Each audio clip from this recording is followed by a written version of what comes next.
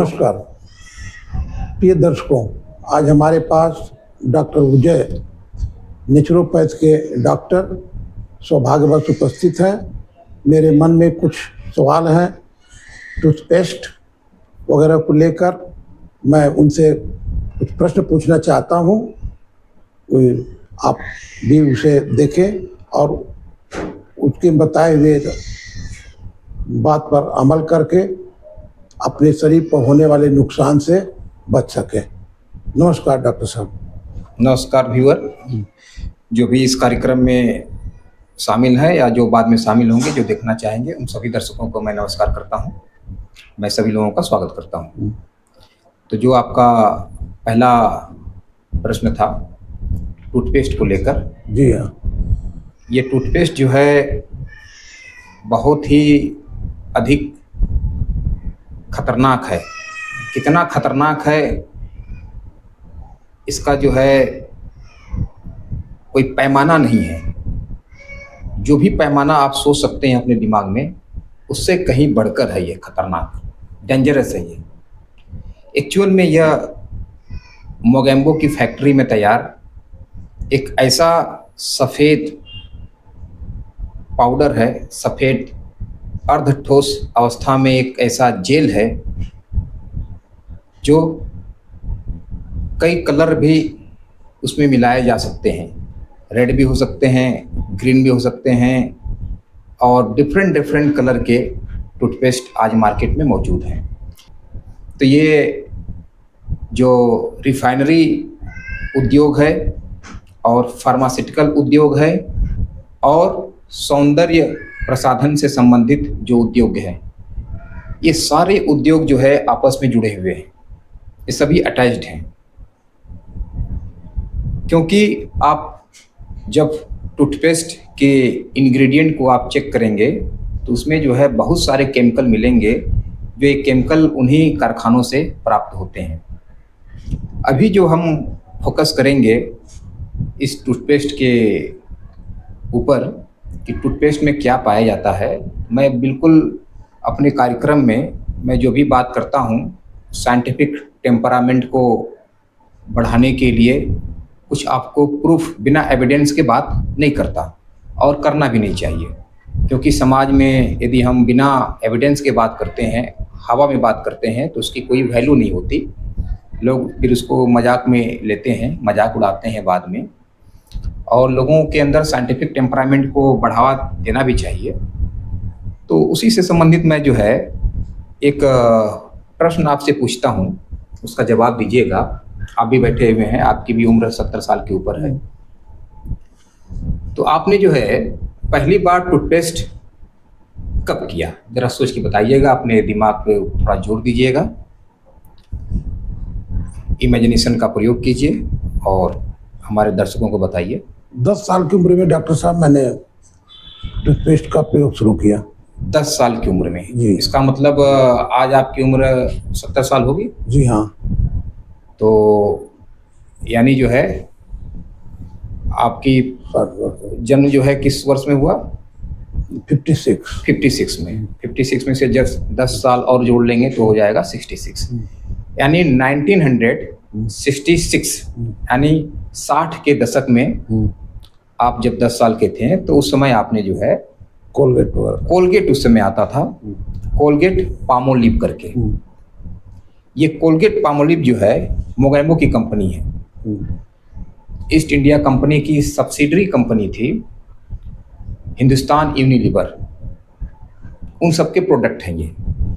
और आज भी वो चीज़ें चली आ रही हैं उसी कोलगेट के। न जाने ब्रांड तो एक ही है, ब्रांड नाम भी चेंज कर देते हैं, अलग अलग चीज़ें बना रहे हैं। तो आप समझ लीजिए कि ईस्ट इंडिया तो कंपनी चली गई भारत से, लेकिन अपनी सब्सिडरी कंपनी को छोड़ के यहाँ पे चली गई। और वे कंपनी आज भी जो है भारत में काम कर रहे हैं और 100% मुनाफा यहाँ से चुरा कर अपने देश में ले जा रहे हैं।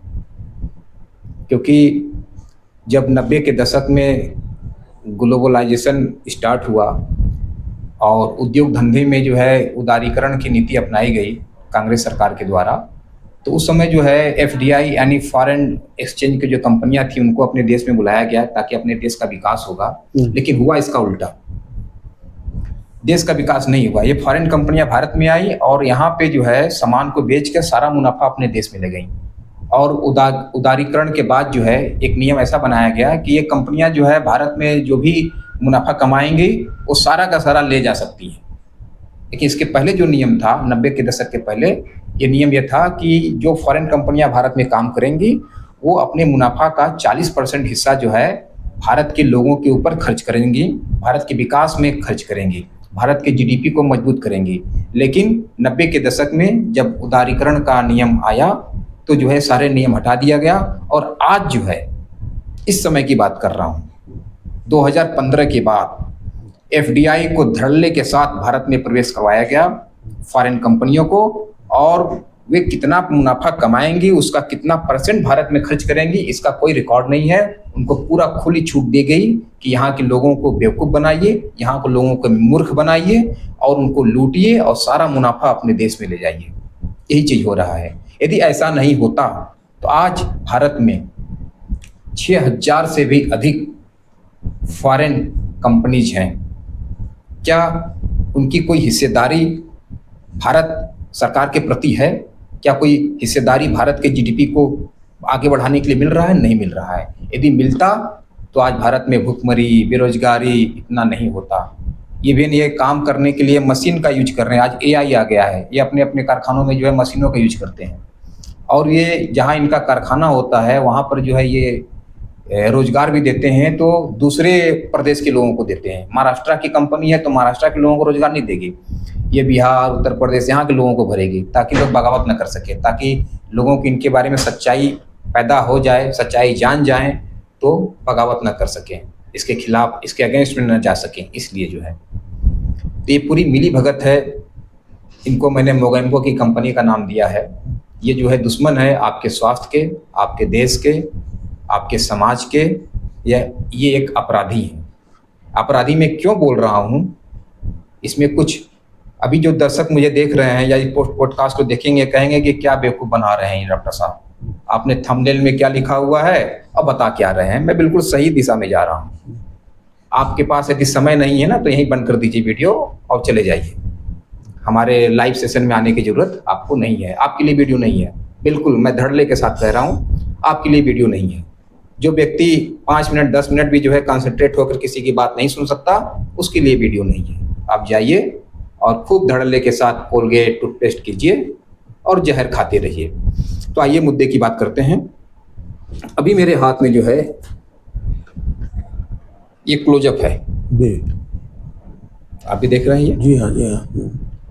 क्लोजअप जो है टूथपेस्ट, जब आपके समय नहीं रहा होगा, नहीं, आपके समय कोलगेट था। जी हाँ। बाद में इस तरह से न जाने कितनी कंपनियां आई और इस जहर को जो है आज तक बेच रही हैं। मैं जहर क्यों कह रहा हूँ, क्योंकि इसमें बहुत सारे केमिकल्स मिला हुआ है। सार्बिटॉल है, ग्लिसरीन है, बेंजोइक एसिड है, और जो है उसमें आप पढ़ेंगे तो मैं पढ़ के आपको बता देता हूँ, क्योंकि आपको तो फुर्सत मिलती नहीं है। आप तो बहुत बड़े आदमी हैं, मैं बता देता हूँ क्योंकि आप दूसरों के भरोसे रहते हैं। तो इसमें इंग्रेडिएंट में देखिए, सार्बिटॉल जैसे मैंने बताया, सोडियम लॉरियल सल्फेट, कुछ फ्लेवरिंग एजेंट है इसमें, सिंथेटिक फ्लोराइड है इसमें, और जो है कुछ सोडियम हाइड्रोक्साइड है, सोडियम फ्लोराइड है, जिंक सल्फेट है, साइक्रिन है, सॉर्बिटॉल है। इस तरह से जो है इसमें इसका जो मेन केमिकल जिस मुद्दे पे मुझे बात करना है वो है सोडियम लॉरियल सल्फेट। इसमें ये जो है दूसरे नंबर पे ही है। चलिए, इस कंपनी ने कम से कम उसका नाम लिखा हुआ है उस जहर का, सोडियम लॉरियल सल्फेट। इसको ध्यान से इसको याद रखिएगा, सोडियम लॉरियल सल्फेट। इसको कहते हैं SLS, S for sodium, L for L'Oréal, S for sulphate, SLS। तो इसको याद रखिएगा। अब हम लोग SLS की बात करेंगे जब भी इसका नाम आएगा तो इसमें SLS मिला हुआ है और दूसरे ब्रांड की ये है डेंटा, कोई नई ब्रांड है, अभी मार्केट में आई हुई है, जो है काफ़ी महंगी है। ये 50 ग्राम जो है 85 रुपीज़ की है। तो इसमें जो है इसके इंग्रेडिएंट में जब देखेंगे तो इसमें लिखा हुआ है नीम एक्सट्रेट, मेंथॉल, क्लोव ऑयल मतलब लौंग का तेल इसमें है ही नहीं। फिर जो है इसमें सॉर्बिटॉल है, ग्लिसरीन है, सोडियम लॉरियल सल्फेट, बिल्कुल ये छठा जो इसका इंग्रेडिएंट है, सोडियम लॉरियल सल्फेट इसमें मिला हुआ है। ये डेंटा कंपनी आप पहचान लीजिए, नई कंपनी है। ठीक है जी, दो ही ब्रांड के अभी हमारे पास अवेलेबल था। यहाँ जब मैं घर में इनके चेक करवाया तो ये चीज़ें निकली। तो घर में यदि है तो यहाँ के लोग प्रयोग कर रहे हैं। ऐसी बात नहीं है कि इसको खरीद के यहाँ केवल वीडियो बनाने के लिए लाया गया, नहीं। ये यदि इस घर में मौजूद है तो इसका मतलब सबके घर में मौजूद है ये, तो इसका मतलब लोग इसका प्रयोग कर रहे हैं। तो आप बात कर लेते हैं कि ये सोडियम लॉरियल सल्फेट होता क्या है, उसके बारे में बताइए जी। तो सोडियम लॉरियल सल्फेट जो है एक ऐसा केमिकल है जो पाम ऑयल से डिराइव किया जाता है। पाम ऑयल के बारे में मैंने मेरी एक वीडियो पड़ी हुई है, आप उसको जाके देखिएगा। क्योर विथ नेचुरोपैथ चैनल के जो वीडियो का लिस्ट है उसमें ऑयल के बारे में है, रिफाइन ऑयल के बारे में। तो रिफाइन ऑयल जो है इसी पाम ऑयल से बनता है। पाम ऑयल जो है मलेशिया और इंडोनेशिया में बहुतायत मात्रा में उत्पादित होता है। विश्व का 80% प्रोडक्शन पाम ऑयल का जो है मलेशिया और इंडोनेशिया ही करते हैं। अब पाम ऑयल जो है आपके लिए खतरनाक है, क्योंकि ये पाम ऑयल को सीधे ये आपके सरसों के तेल में मिला के बेच रहे हैं। तो मैंने आपको उस वीडियो में बताया था कि पाम ऑयल का इस्तेमाल जो है उसमें जो केमिकल पाया जाता है उसका इस्तेमाल जो है सौंदर्य प्रसाधन की चीज़ों में किया जाता है। तो आज जब रिसर्च हमने किया तो हमें पता चला कि उस पाम ऑयल में सोडियम लॉरियल सल्फेट भी पाया जाता है और कई केमिकल उसमें पाए जाते हैं, जिसका इस्तेमाल जो है इसमें सौंदर्य प्रसाधन में किया जाता है, जैसे टूथपेस्ट बनाने में, ठीक है, और ब्यूटी प्रोडक्ट जितने हैं उसमें जो है इसका क्लिनजिंग जितने प्रोडक्ट होते हैं जो सफाई का काम करते हैं उन सब में जो है सोडियम लॉरियल सल्फेट पाया जाता है। कभी कभी सोडियम लॉरियल सल्फेट जो है इंडस्ट्री में केमिकल फार्मूला के द्वारा भी बनाया जाता है आर्टिफिशियल रूप से। तो ये सोडियम लॉरियल सल्फेट जो है पूरे विश्व में सबसे सस्ता एक ऐसा सर्फेक्टेंट है, जिसका मतलब है जो झाग उत्पन्न करता है, फोम उत्पन्न करता है।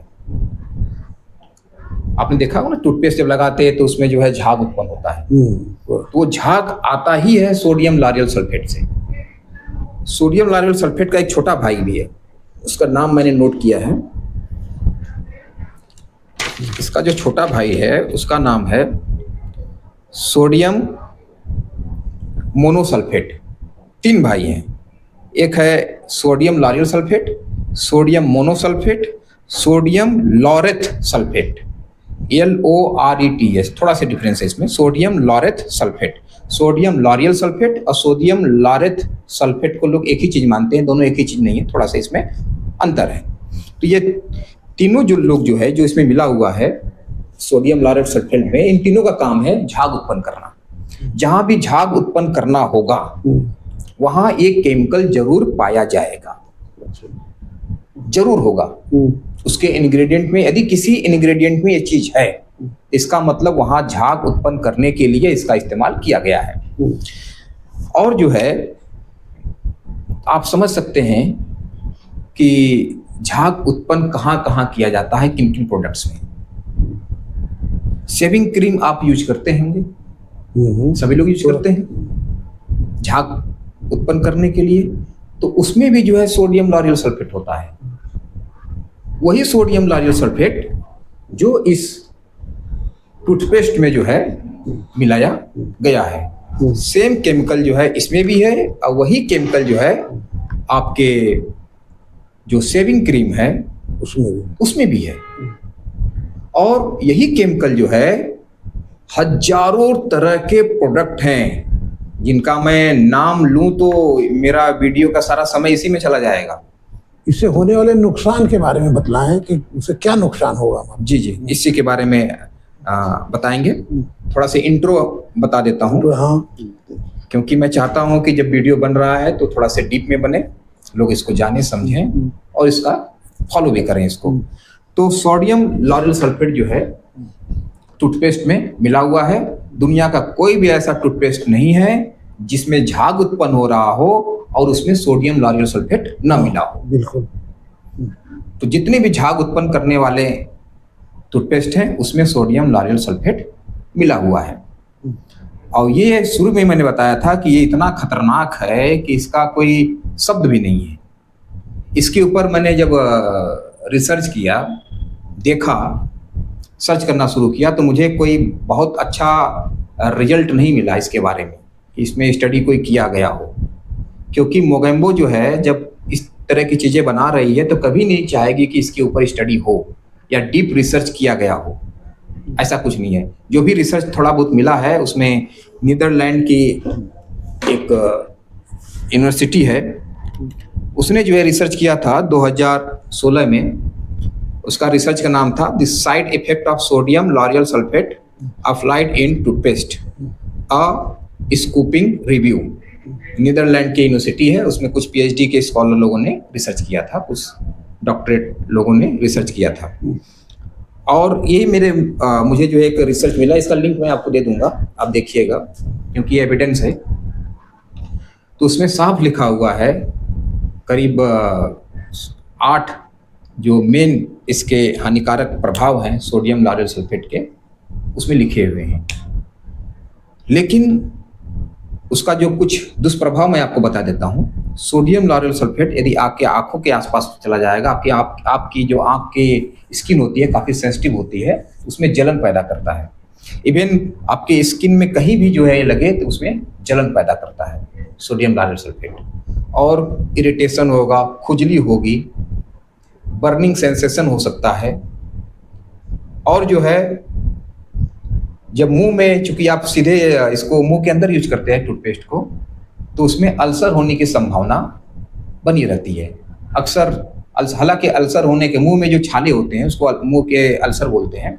तो मुंह में जो अल्सर होते हैं, छाले होते हैं, उसके होने के बहुत सारे रीजन है, पेट की गड़बड़ी से होता है। लेकिन उसमें कहीं न कहीं जो आप सुबह शाम टूथपेस्ट करते हैं तो उसमें कहीं न कहीं छाले के लिए योगदान जो है सोडियम लॉरेल सल्फेट का भी है, क्योंकि इसका दुष्प्रभाव है। रिसर्च करने वालों ने ऐसा पाया है। और जो है जब आप समझ सकते हैं कि जब ये आपके स्किन के ऊपर, स्किन को इरिटेट कर सकता है, स्किन को दुष्प्रभावित कर सकता है, तो आप सीधे इसको मुंह में लेते हैं, तो क्या इसकी संभावना नहीं है कि वो जो है आप निगलते हुए आपके जो है स्टमक में चला जाए? ऐसा पॉसिबल है? बिल्कुल पॉसिबल है। छोटे बच्चे भी इसको करते हैं, बड़े बुजुर्ग भी करते हैं, सभी लोग करते हैं। तो वो आपके स्टमक के अंदर भी जो है जाने की 100% पॉसिबिलिटी है और जाती ही है। आप 10 साल की उम्र से इसको कर रहे हैं तो आज आपकी उम्र 70 साल है, यानी 60 साल तक न जाने कितना % जो है सोडियम लॉरेल सल्फेट का आपने अपने पेट के अंदर ले गए। मानते हैं आप इस बात को? जी हाँ जी। क्योंकि ये ऐसा केमिकल है जो एब्जॉर्ब हो जाता है, सीधे आपके मुंह में गया, वहीं से एब्जॉर्ब होकर आपके ब्लड स्ट्रीम में चला जाएगा। बिल्कुल। क्योंकि एक इसका एग्जांपल देता हूं मैं। एक मेडिसिन होती है सॉर्बिटॉल। जब किसी को हार्ट अटैक आता है, एक छोटी सी मेडिसिन होती है, तो डॉक्टर्स लोग जो है उस मेडिसिन को, टैबलेट होती है, उसको जीभ के ऊपर रख देते हैं। जिनको हार्ट अटैक आया है तो वो कुछ ही सेकंड में जो है हार्ट अटैक से वो उबर कर होश में आ जाते हैं। इसका मतलब क्या हुआ? इसका मतलब ये हुआ कि जो सॉर्बिटॉल टैबलेट था वो कितना ही सेंसिटिव है कि वो सीधे जो है आपके जीभ में जो स्किन है, जो ब्लड वेसल्स है वहाँ पे, वो बारीक बारीक, उसमें जो है सीधे एब्जॉर्ब होके जो है आपके ब्लड स्ट्रीम में चला गया। वहाँ से जो है जहाँ क्लॉटिंग बनी हुई थी वहाँ गया, वो आप क्लॉटिंग को दूर किया। एक छोटा सा टैबलेट जो है, तो ये तो टूथपेस्ट है, लिक्विड फॉर्म में है, ये अर्ध ठोस अवस्था में है, जो आपके मुंह के अंदर जा रहा है, तो वहां पे भी तो जीभ है, त्वचा है, वो सीधे जो है आपके ब्लड स्ट्रीम में जा रहा है वो चीजें, और ब्लड स्ट्रीम में जाके ये पूरे बॉडी में घूम रहा है। ये बॉडी में जिस जिस ऑर्गन के पास जाएगा, क्या उसको डैमेज नहीं करेगा? इसके ऊपर तो कोई रिसर्च ही नहीं हुआ है, मैंने खोजा, नहीं मिला। मैंने सोचा कि इसमें ऑर्गन वाइज कुछ रिसर्च होगा, किडनी के ऊपर क्या इफेक्ट है, एसएलएस का, लीवर के ऊपर क्या इफेक्ट है, हार्ट के ऊपर क्या इफेक्ट है, लेकिन मुझे ऐसा कुछ नहीं मिला। तो मैं आपको इत्तला करने के लिए, जागरूक करने के लिए वीडियो बना रहा हूँ कि आप जाग जाइए। यदि रिसर्च नहीं है, इसका मतलब ये नहीं कि ये ठीक है। रिसर्चर बता रहे हैं कि 8 से 10 इसके नुकसान हैं, इसका मतलब इससे कैंसर की भी संभावना है, जिसको छुपाया जा रहा है। तो अब आप बताइए, क्योंकि जो कैंसर होता है, कैंसर एक क्रॉनिक डिजीज है। क्रॉनिक बीमारियां दो तरह की होती हैं, क्रॉनिक डिजीज और एक्यूट डिजीज। क्रॉनिक डिजीज वो होती है जिसको होने में 5 साल, 10 साल, 20 साल, 50 साल, 60 साल भी लग सकते हैं। और एक्यूट डिजीज जो होती है, जो अचानक से होती है और 7 से 10 दिन में खत्म हो जाती है। जैसे वायरल फीवर हो गया, सर्दी जुकाम हो गया, कोल्ड फीवर हो गया, 7-10 दिन में वो चला जाता है, उसको कहते हैं एक्यूट डिजीज। क्रॉनिक डिजीज को होने में जो है काफी लंबा समय लगता है। जब हो जाता है तो फिर जल्दी जाता नहीं है, उसको जाने में भी उतना ही समय लगता है और जल्दी जाने का नाम नहीं लेता। तो उसमें से कैंसर जो है एक लाइफ स्टाइल डिजीज है, और कैंसर होने के सैकड़ों कारण हैं। तो मेरा ये मानना है कि जितना हम केमिकल यूज कर रहे हैं, उन सबका जो है सीधा इफेक्ट जो है कैंसर से है। आपने 60 साल तक इसका इस्तेमाल किया, तो कहीं ना कहीं आपके बॉडी में जो है, हो सकता है कि आपकी बॉडी उसको रेजिस्ट कर रही हो सकता है कि आपका इम्यून सिस्टम अच्छा हो सकता है कि आपका खान पान अच्छा हो सकता है कि आपका लाइफ स्टाइल अच्छा हो, तो केमिकल आपको उतना ज़्यादा प्रभावित नहीं कर रही है, लेकिन कहीं ना कहीं तो हार्मफुल आपकी बॉडी को कर रही है। अब कहीं दूसरे व्यक्ति होते हैं, उनको इतना हार्म करती है कि उनके बॉडी में कैंसर हो जाता है। तो इस तरह से जो है ये केमिकल कैंसर के लिए भी जिम्मेदार है, क्योंकि ये सीधे जो है कंपनियों में तैयार होती है और पेड़ पौधों से प्राप्त होती है, और ये अखाद्य चीज है जिसको खाया नहीं जा सकता, लेकिन हम उसको मुंह में लेते हैं। मुंह में लेते हैं तो इसमें उस रिसर्च में लिखा हुआ है, आप पढ़ेंगे, उसका मैं लिंक दे दूंगा इस वीडियो में, आप देखिएगा। उस रिसर्च में लिखा हुआ है कि ये जब आपके मुंह में जाता है तो आधे घंटे के बाद जो है 30% तक इसका जो इफेक्ट है आपके मुंह के आसपास रहता है, इसका प्रभाव।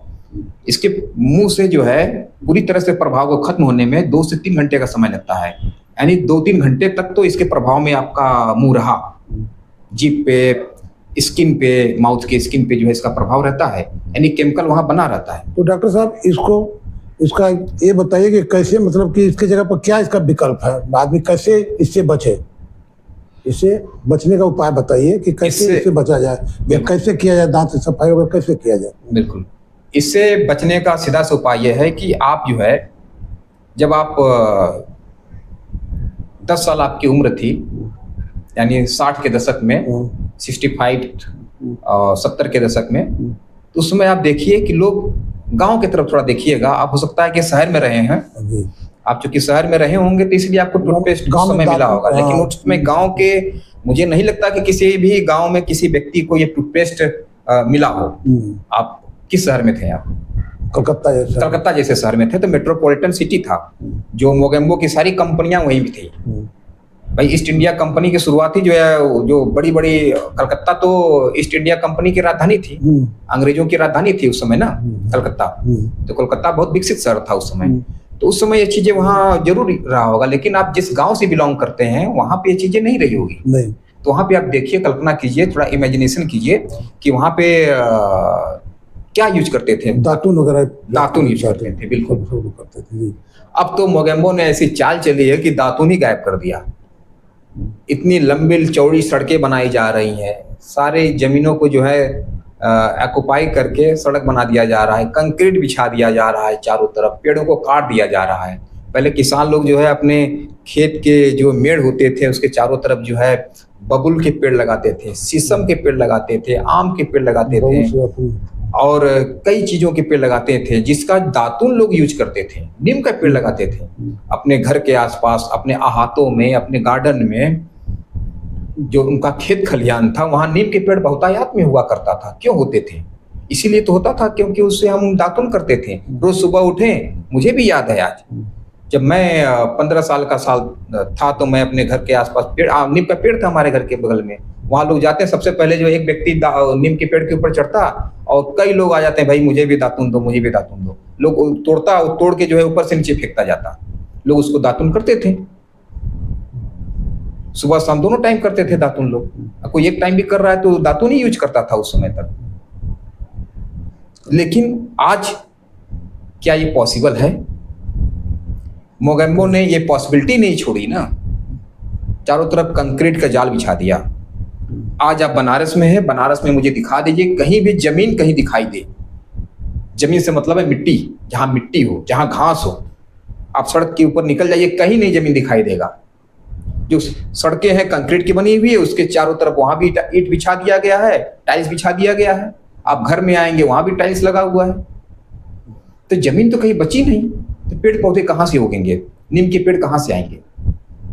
हमारी जो सारी विरासत थी वो खत्म हो गई है। तो हमें जो है, तो मैं आपसे ये नहीं कहता हूं कि आप नीम का पेड़ खोजिए, वहां से दातुन तोड़िए, उसका यूज करिए, क्योंकि ये पॉसिबल नहीं है। लेकिन है, पॉसिबल है। जो लोग ऐसा चाहते हैं, जो लोग कैंसर से बचना चाहते हैं, जो लोग इस भयंकर केमिकल के दुष्प्रभाव से बचना चाहते हैं, जो अपनी आने वाली पीढ़ी को सुरक्षित रखना चाहते हैं, उनके लिए पॉसिबिलिटी है। कहते हैं कि आप ठीक से खोजेंगे तो भगवान भी मिल जाएगा, अवश्य मिलेगा। जब भगवान मिल जाएगा तो आपको नीम के पेड़ नहीं मिलेगा, आपको बबूल के पेड़ नहीं मिलेगा, सभी चीजें अवेलेबल हैं। तो हमारे आयुर्वेद में अष्टांग हृदयम है, उसमें एक चैप्टर ही लिखा हुआ है जीवन शैली के ऊपर, कि दातून के ऊपर जो है 3 पेज हैं। 3 पेजेस आर अवेलेबल ऑन दातून, कि दातून कैसे, किसका दातून प्रयोग करें। आपके मुंह में बदबू आ रहा है तो उसके लिए किस पेड़ के दातून का इस्तेमाल करें। आपको ज्यादा क्लीनिंग करना है तो उसके लिए किस पेड़ के दातून का इस्तेमाल करें। तो उसमें जो है 60 से अधिक प्रकार के पेड़ों के दातून बताए गए हैं। मैंने पढ़ा है उसको, अष्टांग हृदयम, रिटन बाई या कंपाइल्ड बाई ऋषि वाग्भट जी। उसमें साफ लिखा हुआ है, वो हमारी विरासत है। उस विरासत को अंग्रेजों ने खत्म कर दिया। और आपकी भी इतनी उम्र हो गई है, लेकिन आप भी जो है इस टूथपेस्ट को करते हैं, तभी से कर रहे हैं, तो जो है आपके ऊपर भी कहीं ना कहीं सवाल है ये। तो ये मैं अपने व्यूअर को भी कह रहा हूँ, सबको कह रहा हूँ। आप पूछेंगे मैं क्या इस्तेमाल करता हूँ? नहीं जी, मैं टूथपेस्ट इस जहर को इस्तेमाल किए हुए मुझे 6 साल हो गया। 6 साल पहले मुझे इसके बारे में पता चला था, तब से उसके बाद मैंने इसको तो छू लेता हूँ। ऐसा नहीं है कि मैं छूता नहीं हूँ, छू लेता हूँ, लेकिन कभी मैंने अपने मुंह में इसको ले नहीं गया।